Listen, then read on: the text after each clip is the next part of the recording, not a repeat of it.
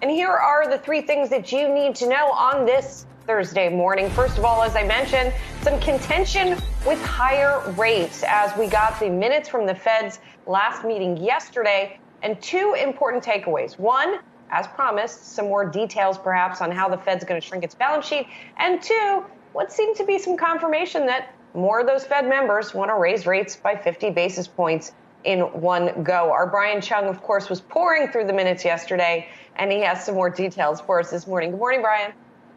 Good morning. Yeah, well, the minutes detailing that Fed officials were pretty close to a 50 basis point increase in that March 16 meeting, but the Russia-Ukraine conflict ultimately pushed them to do a smaller standard 0.25% rate hike. But the real focus is on the new detail that we got on how the Fed might approach shrinking its $9 trillion balance sheet. Now, this is a little bit dizzying, but think of all of this like the Federal Reserve effectively taking the punch bowl away. We know that they've been supporting the party for the last 2 years by keeping interest rates low. And there was a big messaging aspect of this by buying up trillions in U.S. treasuries and also agency mortgage-backed securities. But the Fed now wants to say, guys, party's over. Make it to the exits.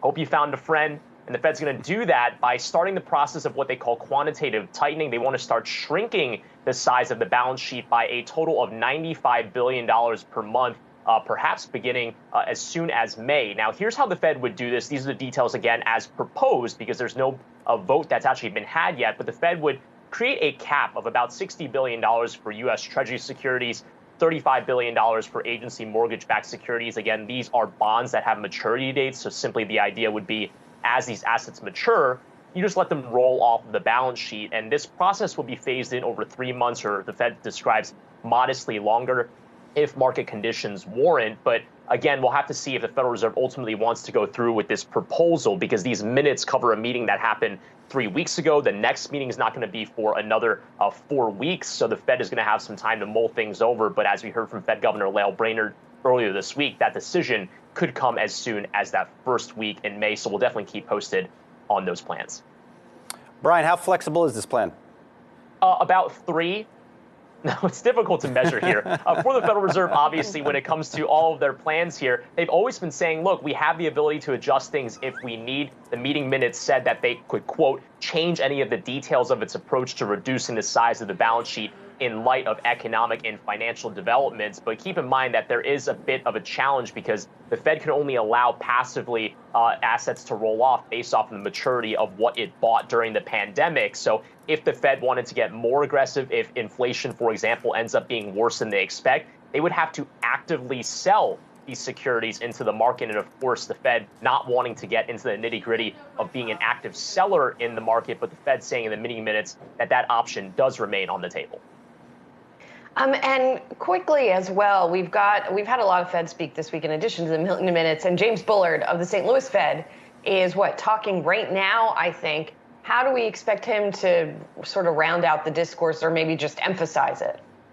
Yeah, we're getting some actually lines that are crossing right now. James Bullard speaking just a few minutes ago regarding the inflationary outlook. The subject of his remarks are obviously focused on how he views the outlook going forward on inflation. He's making these remarks at the University of Missouri, but obviously Bullard has been one of these individuals who has been saying for a while, look, I am advocating for a tighter policy. He dissented against the last meeting decision to go by 25 basis points because he preferred a 50 basis points move. But the line out of the speech that he delivered today, that the Fed is behind the curve. He said that the Fed is actually far behind on the definition of where they are in inflation. He said that with the Taylor policy rule, the Federal Reserve should actually raise the rate to something closer to 3.5%. Now, of course, a lot of Fed officials would say the Taylor rule hasn't really been the best course of policy over the post-Great Financial Crisis regime. So Bullard likely to be an outlier on this committee. But of course, he is a voting member of this year's committee, which means that his commentary definitely worth watching. Yeah, indeed. I'm seeing a headline that he says current Fed policy is too low by about 300 basis points, which isn't even as far as the market is willing to take their expectations for this year. So interesting here. He's definitely on the more hawkish side of the equation. So we'll see what else comes out of that speech. Very interesting there. All right.